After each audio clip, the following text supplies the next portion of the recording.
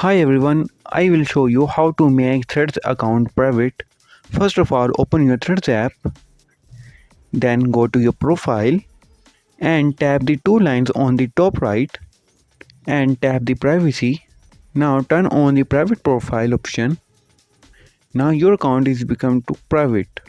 If there is a problem with this video, so ask in the comment. Any problem related to social media and internet, let us know in the comment bar so we can make a video on it.